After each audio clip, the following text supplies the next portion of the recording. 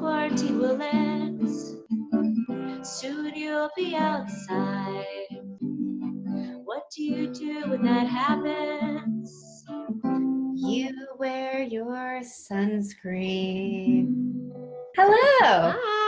We were like right by your house today. I saw the pictures. With the scary man. That What guy. did he say today? We saw him only from a distance and from behind. And then he briefly turned, but at least it was not so up close and personal. Talk about wanting distance, social distancing. Yeah, I want to social distance from that. For real. Thank you so much again for my gifts. I'm loving my flowers. Yay! The candle, oh my God, the candle is like the best thing I've ever seen. Which Golden Girl do you feel like you are? What's Betty White character? Although I don't know if that's true. It's been so long since I've watched Golden Girls. I just think I now more identify with Betty White. I feel like Betty White, everyone says I'm her only because I'm kind of ditzy sometimes. But I always feel like Patrick is more like a B. Arthur. Like very sarcastic and sassy. Yeah. I don't remember all of their quirks anymore. It's amazing. And then the mom, she's so funny. The mom. And then Blanche, the slut. She's the best. It's the predecessor to Sex and the City. Dude, for reals though. Really, it's so it is, yeah. And the future of Sex and the City too, I would say. Yes. It's weirdly on both sides of it. How's your week been? How was your birthday week? My birthday was really good. Of course, with social distancing, it makes it kind of tricky, but I love spending time with Patrick, as you know. So it was really fun to spend time with him. And then we went out for a walk in the park, which we both know living in San Francisco, it's amazing. It's so cool. Every time I go, I find some place I've never been, which I think is weird. I've been there for years. Right.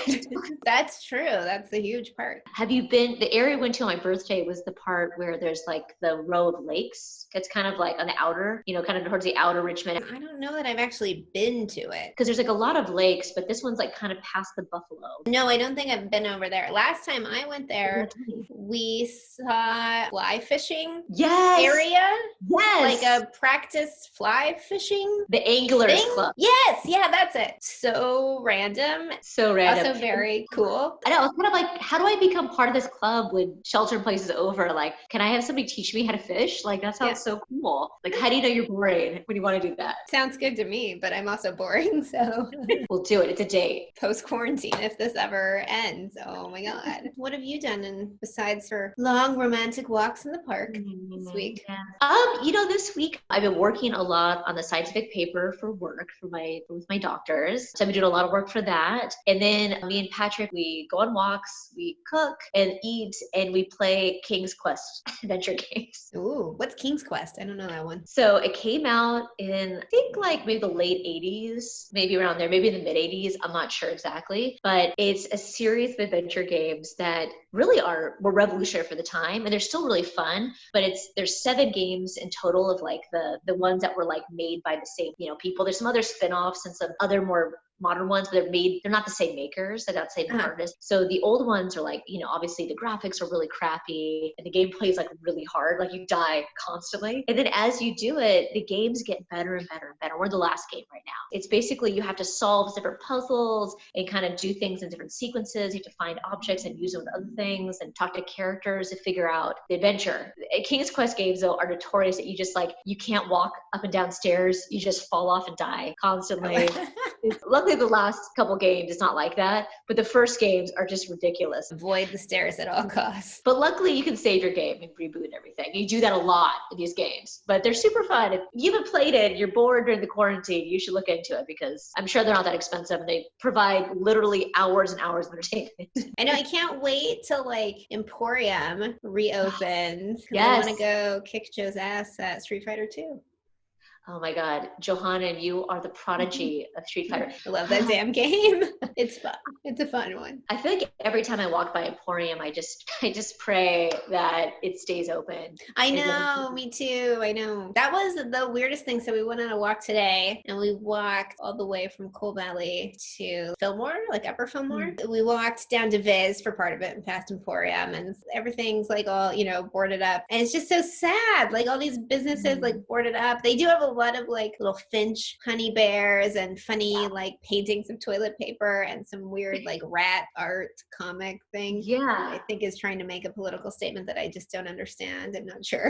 And then they have like the honey bears. There was a whole section on Fillmore where the honey bears' eyes had been defaced and they were like running, like black ink running down instead of eyes. But it was also kind of like, maybe it's COVID taking over. So sad. Like all these boarded up businesses. Like, ugh. It is sad. I think, you know, we live in a city, like we're used to this vibrant kind of, that's why we live here, right? Is to have, to be around other people and to be able to do things. And, you know, we obviously, I know you and me, we totally respect shelter in place. We really want to do the right things. We save people's lives. But I think everybody could agree when you walk by all these places that, I mean, Fillmore Street, for instance, it was like, I think every time I walked by some of those restaurants, it just seemed like such a scene. Right. They're always so lively. Absolutely. It's sad. Even, okay, side note, the Fillmore Safeway. Yes. I don't know if you've ever spent time there. I've been there, but you know, the Safeway down on 14th and Market, I refer to it as the Scareway because it's just, there's always something kind of scary going on. And I kind of feel like that Safeway on Fillmore is the same. What I love about that Safeway on Fillmore is when everything is like happening and people are there, people go and they tailgate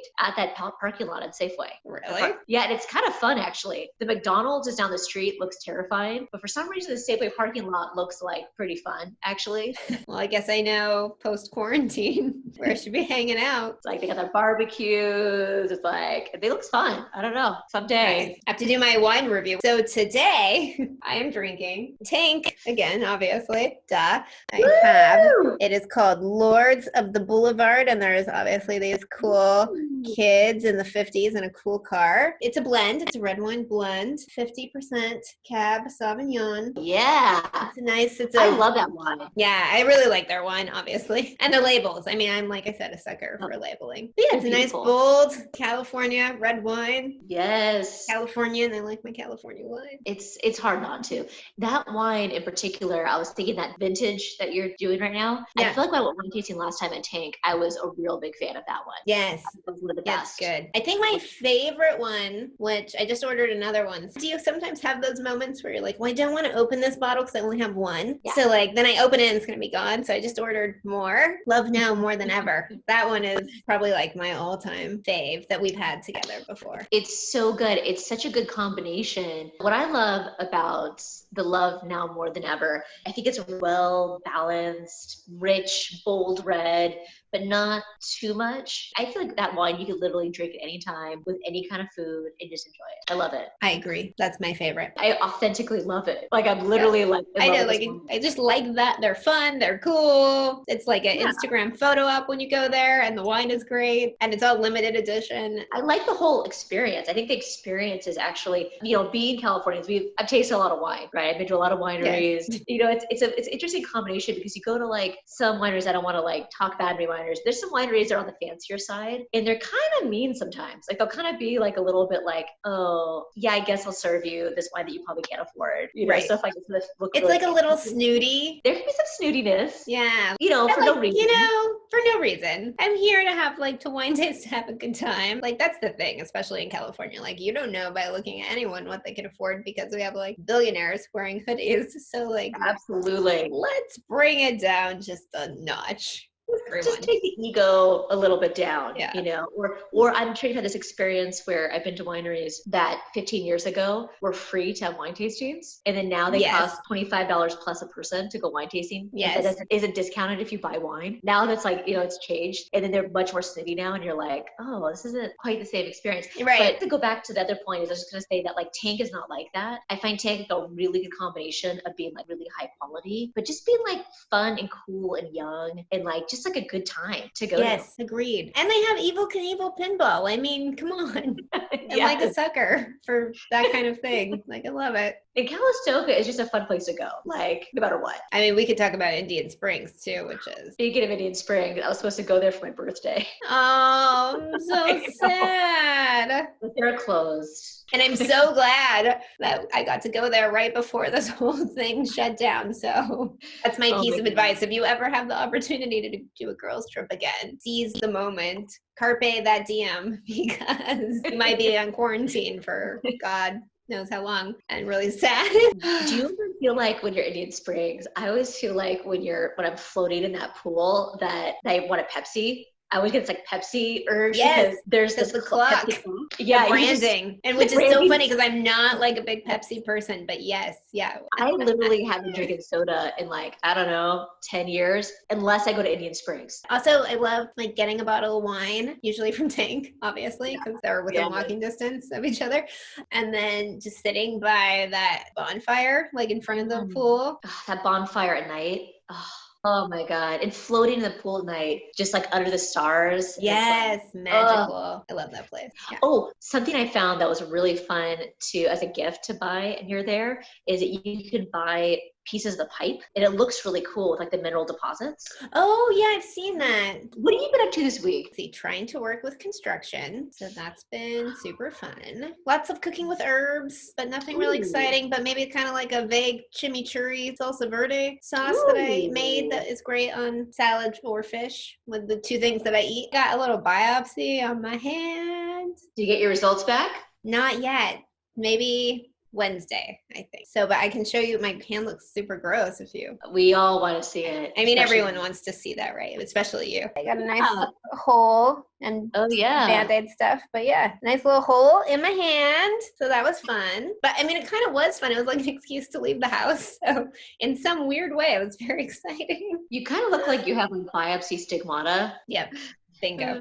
I feel like for anybody watching, I just want them to know that Johanna has literally diagnosed skin cancer over the phone. I have. Johanna knows what she's doing. That is, I should tell that story. It's a good story. So I had someone call up and say, you know, oh, I'd like to make an appointment because I have this spot and I've had it for months and it won't stop bleeding. It never heals. I'm like, uh-oh, that's like not a good sign. If you have a spot that is always bleeding and has been for months and never heals, go see your dermatologist ASAP. And so I was like, it sounds like a basal cell or squamous cell. Totally right. I had them come in and it was a basal cell. Amazing. That is a great story though, because it just shows that if somebody doesn't feel right, you should come in. You should go in. If somebody doesn't feel right, and then you should get your yearly skin cancer screenings. And sometimes people, so important. Right? Yes. I'm sure you have conversations with patients too, where people are very hesitant to go in. They'll be like 45 and they'll be like, oh, I'm too young to do it. It's like, oh no, honey, we're Californian. Like we get a lot of sun. There's a lot of sun. Like, look at me with this spot on my hand. Like palm of your hand doesn't get a lot of sun. If I had something on the back of my hand, you know, that would probably make a lot more sense. So also I think it's a good thing we have to talk about the signs of skin cancer. Yes. Because like the reason that I went in is because the spot on my palm didn't exist in January, and it gradually become larger and darker. So anytime you have a mole that's really weird and shows up out of nowhere or suddenly changes or gets larger or is especially dark can be a sign of melanoma. ASAP, go get a biopsy or at least talk to your derm about it. Send a photo. Absolutely. And I think on that note, it's really good. We'll go over the signs of melanoma because we'll go over cancer in general. But I think just in general, it's really good to get that yearly, get those baselines. Like Johanna, you had the baseline of what it looked like. So it's good to, you know, the freckles on your body, get that checked out by a doctor. And then also, if it's something that's concerning or they're not sure about, sometimes practices will take pictures. Like our practice takes a lot of pictures of things we're not sure of. But if they don't, I think it's a good idea for you as a person to take some photos of those spots with a camera. If you have a partner who can take spots of your back that are suspicious or you're unsure about, put something next to it in the picture, like a pen or something to show the size. Like, the tip of a pen or a penny, something to show the size, like in relation to another item. Exactly. So you can monitor a little bit over time on your own. However, everyone should get skin cancer screenings. Basically, if you're over the age of 35, I think you should do it. And if you've had a lot of sun like I have, I had skin cancer screenings when I was still in high school because I had so much sun damage. I think it's really important to talk to your doctor about what feels right. And sometimes some doctor might be like, okay, you're low risk, you know, you have no symptoms, like maybe you have to do it every so often. However, However, you should get on a regular schedule for whatever it is. Agreed. Just like cleaning your teeth. You do that twice a year, every 6 months. Like, you know, same thing. You should have a schedule for skin cancer screening. Our bodies are maintenance. And also, let's think about like melanoma specifically, like, you know, basal cell or squamous cell, not as deadly, but, you know, melanoma, you can have a skin cancer that can also go into other places and become like brain melanoma, become like that one president. Jimmy Carter has melanoma in his brain. And I don't know if they've said where his melanoma originated from, if it's skin cancer, but that is definitely a thing that can go from skin cancer to a very different type of cancer, but it's still all melanoma. I think, like, not to scare everybody, but, you know, melanoma, which is the deadliest form of skin cancer, can look like a freckle and be stage 4. It's really the only one that can be so deadly and look somewhat normal if you're not used to looking. If you have any moles that are very dark or dark and asymmetrical, just, you know, make an appointment sooner than later. Absolutely. And then as soon as quarantine is over, although some dermatologist offices are open for emergency, that's not the right word, but urgent yes appointment. We are definitely, especially starting Monday, so that's exciting. Come on in. Are you excited to go back to work? I am excited. I think, like anybody probably going back to work right now, it's a little scary just because I think we all feel vulnerable with virus. But with that said, I mean, I think it will feel nice to have a little bit more of a routine, to have a sleep schedule be a little bit more Yes. Hopefully I will get to see, you know, some patients. That would be really nice to see people that I've really grown to like over the years and meet some new cool people. So that'd be fun. I'm a people person. So that'd be cool. I know. I think that's the worst part of quarantine for me, because I'm such a people person, and to be like, I can't like go interact with people. It's like this Zoom and video is great, but it's not the same. Not the same. I bet it will be probably where I'm going back. Probably not every day, as I'm sure they don't have the capacity from every day. Sneaky to melanoma. Let's go over the ABCDs because it's fun to talk about. Yes. And it's a good way for people to like understand what to look for. So A. It's really hard. I should put my wine down. A. That stands for? I don't remember. You said it earlier. I need the assess. Be aware. Asymmetry. Asymmetry. That's what I said. Don't put the ass in asymmetry. So, like you said, something, a freckle, a mole, something, some kind of thing on your skin that looks different than the others, and it's not a perfectly round circle, well, then it could be asymmetric and it could have an issue. B is for border. So if you look at a spot, we're gonna show you a picture. You know, look, I'm sure you're showing a picture right now. If you look at a freckle and there's either like it's dark in the middle and like lighter on the outside, like 2 different pigments, or it's darker on the outside and light in the inside and 2 different pigments, even if it's partially, even if it's not the whole thing, that's a danger sign. C is for color. I was gonna say cancer, but you'd think, but it's really for color. But that's not it. Yeah. So color. C is for color. Which you were already saying, if some spot looks really dark or darker than the rest of the other spots you have, that's also for danger. Like if something looks different than the rest of the things you have, that's a danger. And then what's the big D for? Danger. Oh, danger, Will Robinson. That is not the right answer. I'd like to phone a friend. Feel free. Boop, boop, boop. Ring, ring. Mary Krempa. Hello? Hello. I'm playing Know Your Skin Cancer Alphabet, and I would like to know what the D stands for. D is for diameter, bitch. And then lastly, diameter, if something is the size of a pencil eraser or bigger, you should definitely get a check. And then you were talking about earlier the other more common types of skin cancer, which is basal cell and squamous cell. Those are the kind of main 2. There are some other more rare forms of skin cancers that I haven't really seen, but I know that they exist. And there's other kinds of conditions that aren't great either. But we're just gonna talk about the main ones because you could speak to it too, is going through so many people's labs results. Almost always those are the 3 we diagnose are like melanoma, squamous cell, and basal cell. Totally. Right. Those are the 3 most common. Totally. And what Johanna, her story about diagnosing skin cancer over the phone, that really sounds like a squamous cell, a spot that like doesn't just kind of like crusts up and bleeds, like just it doesn't look right. it's just something that you just gotta get checked out. It's sometimes your body is not healing properly. Even if it doesn't end up being cancer, you should just get that checked. If you go through like 3 months of time and some wound on your body has not healed, get it checked. Yes, that's weird. Coming from a former wound care nurse, she's telling you that's exactly. That's you weird. go and just get it checked out. It's just what would you say the normal amount for a general wound to heal is? How long should that take? So I think sadly the answer is it varies a lot. You know, it depends on the depth, the size of the wound, plus like your own body's ability to heal. Like for instance, when I've worked with hospice patients, their bodies are literally dying. They don't have a lot to heal, right? Their body's priority is to keep them alive. It is like basically shutting off function for the parts. So you're not going to get a great wound healing. And older people, for instance, aren't going to heal as well. They're going to take longer. However, if you're not seeing any progress on any kind of wound within a week, it's not good. You should see some progress in any wound. You should see it closing.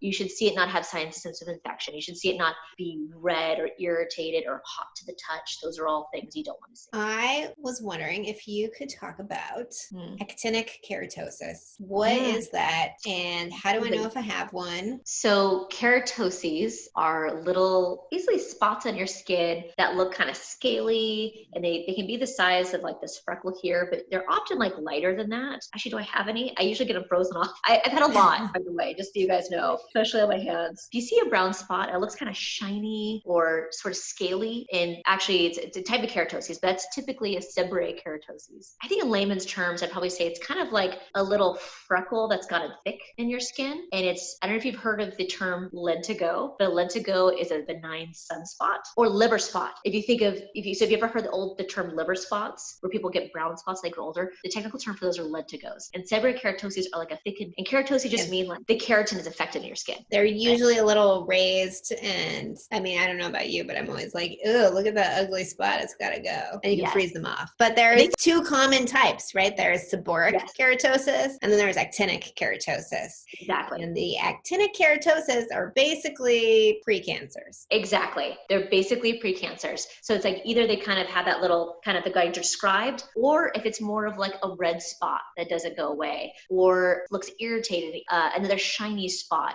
but another spot that doesn't look quite right, and it can look kind of on the edge of a brown spot. Sometimes it doesn't look like that. That's actinic keratosis. And those are a little bit more serious because they're not high risk for turning into cancer, but I believe it's something like 10% can turn into cancer. So it's important if there's a spot, even if it's not cancerous, I mean, it's not melanoma, it's not basal cell, it's not squamous cell, to get it before it turns into cancer. And those lentigos typically turn into squamous cell cancer, which if left untreated, squamous cell, it can be deadly, but it generally takes a lot longer than melanoma. And it usually people catch up. You just don't want to let anything go in your skin. You really want to be careful with it. And those spots are really easy to treat. You just go to your dermatologist and they use some liquid nitrogen, and it hurts like a mother, but they freeze them off and it's like really quick, and then it's done, and then they go away. Almost all the time they go away. Every once in a while you'll get that one person with like a really stubborn keratosis, but it's very rare. Usually they just go away with one treatment and maybe two, and then you don't have to see them again, and then you just have to keep up with that. And over time, that's another benefit of getting a skin cancer with the dermatologist. They can look at your body, freeze off a bunch of skin cancers, which Johanna, you can attest to. In our practice, we do that to so many patients. So they many. Come in, we freeze off so many spots every time they come. And even with my laser treatments, I would say I see about 10 to 20 patients a day, depending on what the treatments I'm doing, right? And I would say a third of those, no matter what, I probably get seen by some type of person who can freeze a spot off. Because that many people per treatment, they come in for laser hair removal, they got a precancer, I'll get them treated, That's the great thing about Mary's practice. All of the nurses are super knowledgeable. So if you go in there and Mary sees, she's lasering your back and she sees a funny mole, she's going to go grab a dermatologist. It's just somebody like at least eyeballing a little bit who kind of knows, but can't diagnose anything. Officially. Which is interesting because like our practice, they are primarily cosmetic, but we still do, or they still see, okay. Wine. Hold on. Woo! It's quarantine. I don't know. I feel like I'm supposed to say we, but I'm not supposed to say we because I don't work there. You'll always be a we with me. I'll always be a we with you for sure. They are primarily cosmetic, but they do medical dermatology as well, and obviously are super knowledgeable. So you could be going to some place that is cosmetic, doesn't mean that they don't also do medical derm. And if you are going to a cosmetic place and you think something's suspicious, ask the person treating asking. You ask the nurse. I would say, Johanna, you're absolutely right. The only thing is that if you go to a med spa, they may not. You may have to go into a dermatologist to get these treatments done. Yeah, and that is that's true. So legally in the state of California, to own a med spa, a doctor has to own a med spa, but it doesn't mean that they have to be on site. So if you're going to a med spa, you may not have someone as knowledgeable. But if you're going to a cosmetic dermatologist office, the chances are probably higher. I think another side point, I don't know, I feel like a little bit self-serving with this, but I think you should definitely say, medical board certified dermatologist for any medical issues. However, a cosmetic dermatologist, in my opinion, is speaking from the people I work with,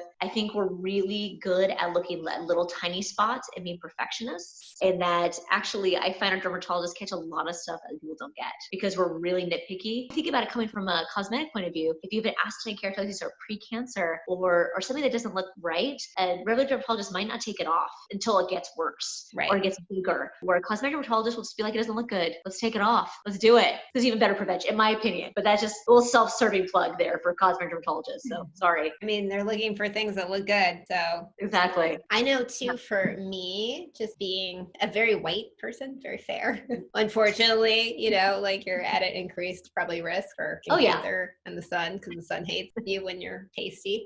Yeah. But I think genetically, my mom has a lot of moles. I have like a fair amount, and I have quite a few moles that are darker on my legs, especially. So just something that I know that I need to keep an eye on. Absolutely. I mean, fortunately, it's a good sign when there's a lot of the same thing. However, there is a condition. I'll find out what it is and, it's called. But basically, it has a lot of dysplastic nevi, which are basically moles that don't look really good. They have some melanoma-like tendencies. And there's a genetic condition where you get a lot of those. And people are really high risk for melanoma because it's hard to tell it apart. And they're also genetically at higher risk for melanoma, like they tend to get it more anyways. So that's something that if you have anything with any of these symptoms, or rather a combination of these symptoms or like two or more of these symptoms, and even if you have a lot of them, you should probably get it checked anyways. However, if you're somebody who like maybe has been checked, you don't really have a lot, or you don't really have a lot of things in your life, if you just have like one spot that's really different than the rest, absolutely go get that checked. Just go do it. It's not gonna hurt anything. Right. It's worth it for the peace of mind. One thing that my dermatologist said, she doesn't think that the spot I have is melanoma, although she is glad that I came in and we checked it out and put a giant hole in my hand. But she said she thinks that it's probably going to come back as a dysplastic melanocytic nevus. That sounds perfect. Which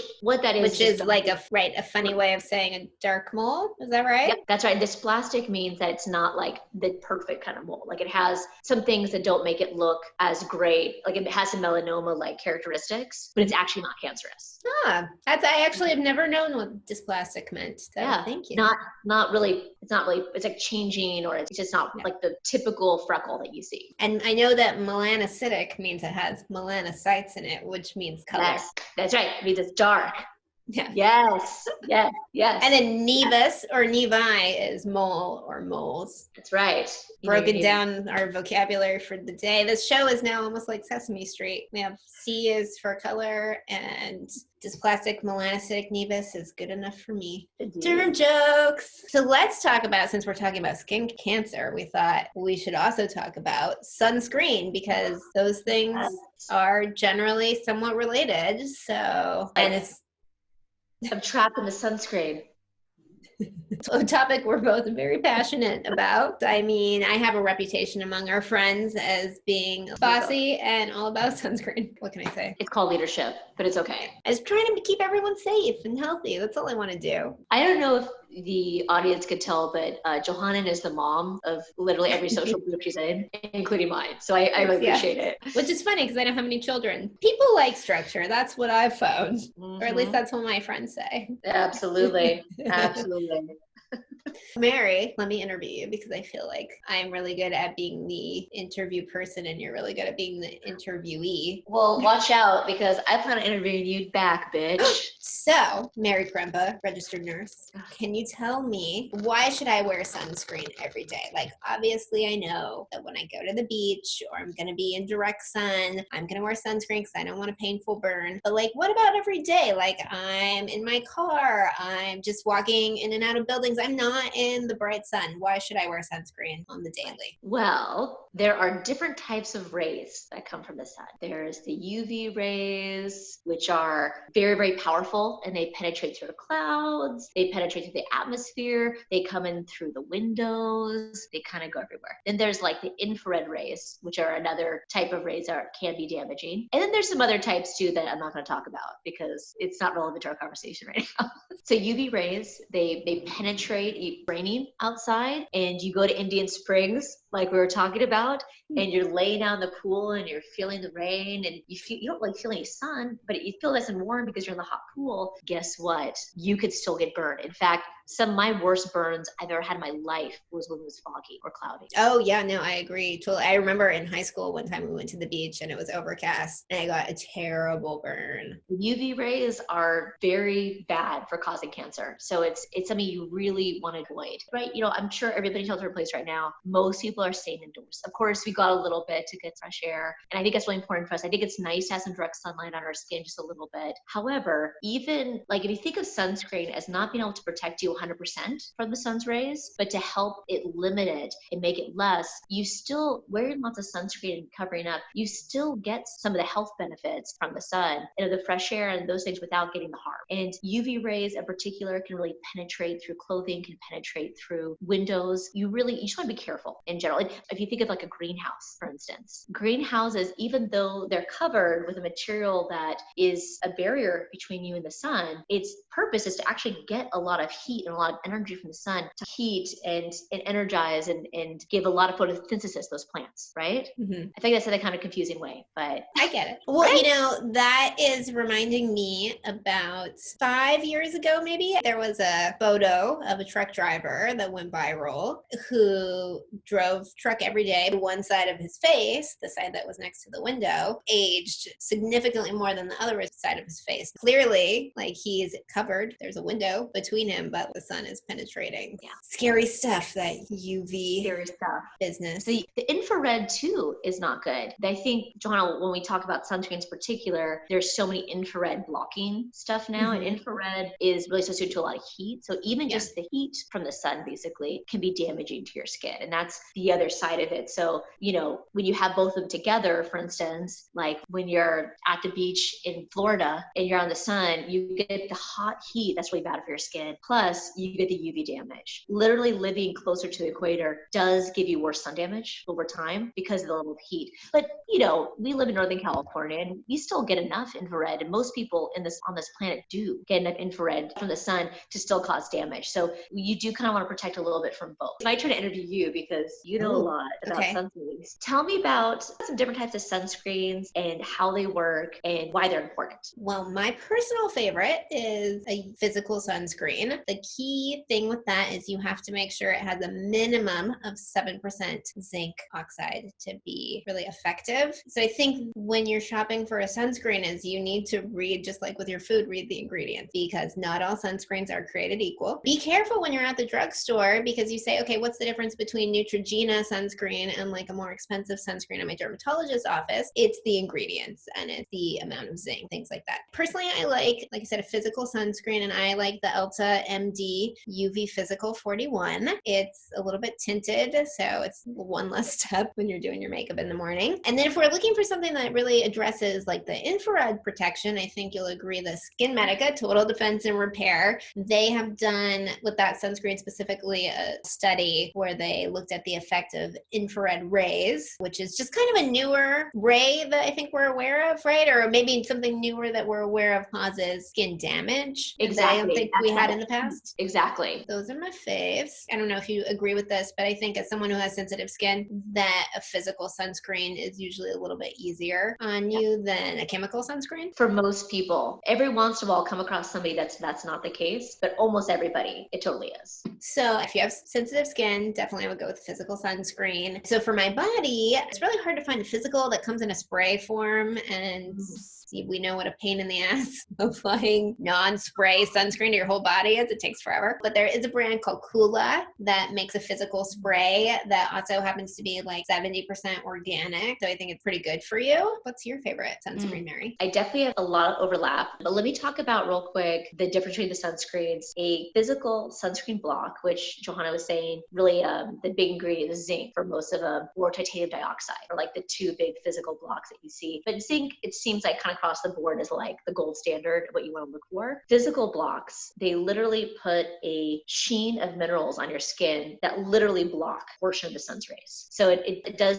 give, like, it literally reflects the light off of your skin, these rays off your skin. And that's why they're so effective. The chemical sunscreens, they work by responding to the sun's rays and absorbing this radiation, this UV rays into the sunscreen, caused with a chemical reaction. So basically this chemical reaction is used to like absorb the rays. But once a chemical reaction is kind of done, it's over. It doesn't last as long and you don't get the same percentage of protection. So those are like the two kind of things why chemical sunscreens may not be as good for like, especially direct sunlight. However, the infrared studies and the infrared stuff, those are mostly a chemical sunscreen, yet they find that that helps with some of the heat absorption, which I think is kind of, so for instance, if you're somebody who I think has some more inflammatory disorders, like you have rosacea, you have melasma, you get like heat rashes a lot, that might be a better option to kind of help with the heat aspect as well. Where if you're actually looking to protect your skin a little bit more from cancer and from, you know, the big damage, it's better to go with the physical blocks. But another thing I just wanted to mention was SPF, because that's a big thing. The American Academy of Dermatology really recommends you go for an SPF of 35 or higher. However, something that people don't really know, and I explain to people a lot, is the difference of SPF 35 and SPF like 99 is only, it's like less than 1%. So it's I'm so glad you're saying that, because this is a conversation that I've also had many times where it's like, well, this SPF is 35 and this one's 52. Obviously, I want to get the one that's higher. Why would you recommend such a low SPF for me? And thank you. It's because it's not a huge difference. Can you tell everyone what those numbers actually mean? What is SPF 35? What's the 35 mean? It's basically, SPF stands for sun protected factor. And as you can tell, it's difficult to measure that. And that's why it's kind of weird the way that it's measured and the way the numbers are. And that's why it doesn't necessarily equal good sunscreen. The American Academy of Dermatology are basically like, hey, if it says it's SPF 35 or higher, it went up to this block in these studies, like up to this like benchmarker. So it's good enough, basically, if it's up at that level in terms of being enough SPF. But you can tell it's difficult to measure. And that's why it's like that. That's why it is more important to look at the ingredients and then also get the SPF 35 or higher. Like those two things are the most important. Like if you're looking at one sunscreen that says it's SPF 90, but maybe the ingredients don't look as good as the SPF 35, then you should go with the one with the better ingredients, because likely it's going to provide better coverage and a better block. Absolutely. And another note I wanted to talk about, higher melanin in your skin, you are at lower risk for cancer. I think you should definitely wear sunscreen. I actually just did I'm a ghostwriter for a blog for a friend of mine. I wrote a little thing about African American rates of melanoma and how it actually, it's really scary because they're considered low risk because their melanin really protects them. However, you can still get melanoma. You can still get it. And it's usually, and it's harder, right? Harder to diagnose because you have darker skin. So harder to notice that weird spot that's shown up. Exactly. And it's also it's off people's radar because they're kind of thinking like, oh, that's not an issue that I have to worry about, but it is. And it's usually, especially for African American people and also Latinx people, tend to be on the feet and the hands. And that's where that hand spot really comes in. It tends to be in spots you wouldn't be able to see very well. And that's why it's so important for people just to look everywhere, no matter what skin type you are, get out there and get that skin cancer screening. It's worth it in the long run. Please do. And another note I wanted to talk about that I think you could really speak to as well is physical blocks are tricky with darker skin types because sometimes they can come off really chalky, where if you're already chalky, pale ass person like us, right? Yeah. It's whatever. Like it's like a lost cause. I don't know if you can tell, but I put a shit ton of bronzer on. I look like a ghost. You know, I think but if you're one of those lucky people where you have melanin in your skin, a physical sunscreen can be challenging for you. But you get to look like tan and beautiful all the time, so there's trade-offs. Exactly. I think because mineral blocks can be trickier. I think there's some brands are really trying to get some skin colorations right. However, I think it's really varied. I I find for most of my darker skin populations, I'm recommending more chemical blocks because I think it looks better aesthetically. I think it looks less chalky. Sure. However, I think it's a good idea to mix and match. I think mixing two sunscreens is actually fantastic. Mixing a mineral with a chemical, or mixing your makeup with a little bit of a mineral block can really help them. And that can be a good trick. But finding a way to protect yourself on the daily, no matter what skin type you are, I think is really important. Speaking of like makeup that also has some protection value, I really like Oxygenetix, and they have a really broad range of skin tones for their makeup. And while they won't call their foundation a sunscreen exactly, I believe that it has 12% titanium. I don't think it's zinc. Something like a liquid foundation that chances are you're probably wearing anyways if you're a woman. That could be a good way to go. Or for people who are more fair, maybe you're Latina, something like the Colorescience Even Up could be a great, again, makeup product that also has SPF. That one does have SPF 50. So it's very thick and I don't love the texture. So if I'm going to use that product, I like to mix it with 50-50 ratio, my Elta MD UV Clear. I think there's so many ways to hack sunscreen to make it look good for people. Yeah. I think, and if you think about it, if you cut your makeup with a sunscreen, it's only going to make them both last longer. So because you're going to use less of both. So you're really not spending any more money. You're just protecting yourself. At the end of the day, like it can take a little practice. And I think, coming to a dermatology office, like the one I work at, or another really high quality one, you can talk with people about ways to make it work. I know our practice has makeup artists on staff just for this purpose. You can't find a sunscreen that matches your skin. Let's help you try to figure out some way to mix and match some things to make it work for your skin type. Yeah, it's true. And sometimes you do just have to get a little bit creative when you have a darker skin tone, because it's hard to take those physical ingredients and make them not chalky. Just zinc is white. In its raw form, it's white. It's a very light colored mineral, sadly. Yeah. But I think in the future, and I think we're all hoping that more and more technology will be, especially in the dermatology world, will be more geared towards a broader amount of skin types. And I do actually think it's getting better in the 5 years that I worked with you in dermatology. Yeah. We saw a big shift. We've always carried a mineral-based makeup, and it used to be really limited on the colors for darker skin that we had, and now there's a lot more option on the market there. Absolutely. I think it's totally improving. And also with lasers and with all types of technology we've seen a big improvement geared towards all skin types. However, I think it's still not there yet. So stay tuned. Maybe in another 5 years. That's right. And we just got to keep on having a very diverse amount of people become dermatologists and be in this industry so that we can continue just moving forward with it. Well, that was very educational. Thank you, Mary. I learned a ton from you. I love the things you said. Thank you. Oh, I love the things you said. Thank you. I love seeing your beautiful face. I wish I could hug you or something, but maybe someday. Air hug. Miss you. Should we make some music? Yes. Well, should you make some music and I'll sit here and contribute poor lyrics? You do a great job. I was thinking for sunscreen, with the sunscreen route, it should be probably something very light and fun. Like you're wandering in the sun and rolling in a bed of flowers. That's what I'm envisioning for this song. That's how it should be. Let's see. Oh, this might be too intense for this. This is like a lazy day. I feel like a lazy, sunny day. So talking about quarantine. I was going to say with the quarantine there, but... Well, that's depressing. I don't know if that goes with our song. Quarantine and sunshine. Quarantine won't last forever. You'll be soon outside. And when you are, you better wear your sunscreen. Boom. Please like and subscribe. You just keep on getting more of this. This keeps on happening. Yeah. You're welcome, or I'm sorry. I don't know which one. A little bit of both.